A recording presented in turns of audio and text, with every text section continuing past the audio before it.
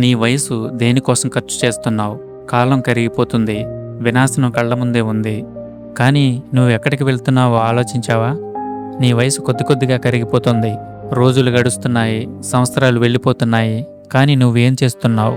ఫోన్లో ఎంటర్టైన్మెంట్ అవుతూ, అశ్లీలతలో ఆనందం పొందుతూ, తాత్కాలిక ఈఎంఐ సుఖాలను అనుభవిస్తూ, ఇష్టానుసరమైన బూతుల మాటలతో, కామ కోరికలతో శారీరక సుఖాలను పొందుతూ, పనికిరాని సంబంధాల కోసం పరిగెడుతూ, జీవితాన్ని హడావిడిగా అర్థం లేకుండా గడిపేస్తూ, సమయం వృధా చేస్తూ బ్రతుకుతున్నావు.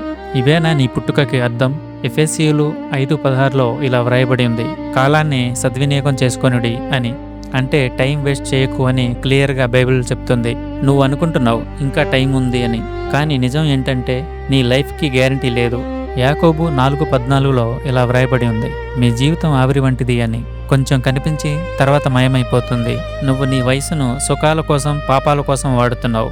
అబద్ధాలు, అసహ్యమైన చెడు అలవాట్లతో శక్తివంతమైన దేవుణ్ణి పట్టించుకోకుండా జీవితం ఏదో నీకు ఫ్రీగా దొరికినట్లు బ్రతికేస్తున్నావు. ఇవన్నీ నార్మల్ అనుకుంటున్నావు, కానీ బైబిల్ ప్రకారం ఇది నాశనానికి పునాది. రోమా 6:23లో ఇలా వ్రాయబడి ఉంది, పాపపు జీవితం మరణం అని. నువ్వు ఇప్పుడు ఎంజాయ్ చేస్తున్నావు, కానీ చివరికి ఏమవుతావు? ఇప్పటికీ ఈ ప్రపంచం ఏ శక్తి ద్వారా నడుస్తుందో నీకు తెలియదు. అలాగే నీ మరణం తర్వాత కూడా జీవితం ఎలా ఉంటుందో నీకు తెలియదు. కాబట్టి లోతుగా పరిశీలించు, నీ పుట్టుకకి అర్థం, నీ చావు యొక్క గమ్యం ఏంటి అని. నీ వయసు అయిపోతుంది, లైఫ్ పోతుంది, చివరికి శూన్యంలో మిగిలిపోతావు. నీ వయసు వేస్ట్ చేస్తే నీ ఫ్యూచర్ నువ్వే నాశనం చేసుకుంటున్నావు. దేవుడిచ్చిన టైంని దేవుడి కోసం వాడితేనే నీ జీవితానికి విలువ ఉంటుంది. ఇంకా టైం ఉందని అనుకోకు. ఆల్రెడీ వినాశనం దగ్గరలోనే ఉంది. ప్రజెంట్ చాలా విషయాలు కళ్ళతో చూస్తూనే ఉన్నాం. కాబట్టి ఇప్పుడే మారడానికి ట్రై చేయండి.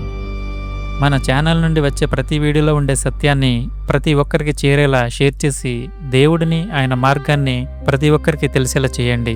మరిన్ని వీడియోస్ కోసం మన రన్ ఫర్ రియల్ లైఫ్ ఛానల్ను సబ్స్క్రైబ్ చేసి, బెల్ ఐకాన్ మీద ట్యాప్ చేసి ఆల్ నోటిఫికేషన్స్ ఆన్ చేసుకోండి.